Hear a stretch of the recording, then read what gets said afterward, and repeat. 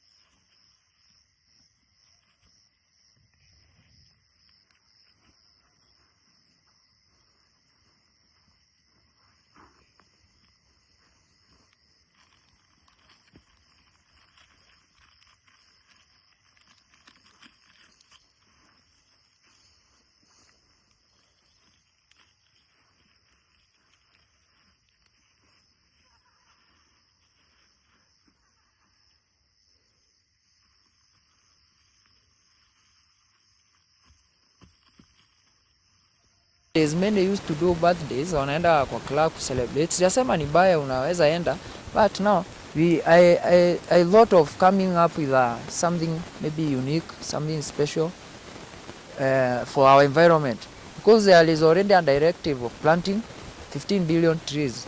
Unajua tuko 50 million Kenyans, so that's not a walk in the park. And the only celebration I've decided to do ni kupanda 3,000 trees in 30 hours to mark my 30 years. Why this? It's because I'm giving back to the planet Earth. I've lived here for 30 years. And also to reserve this vital water catchment. This is not something yenye tunafanya na shift tutoke tuende turudi kesho tena. Something we are doing, we have decided to do it in a different way, a continuous way. So those people is a good initiative. When you went hata camping, someday mkuu uko camping kwa msitu, can plan to plant trees while you are camping. So this is kind of a camping, like he is a initiative ya kupanda miti.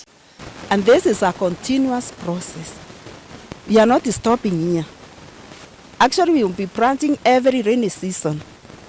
Like the next rainy season will be on November, and we are planning to plant more trees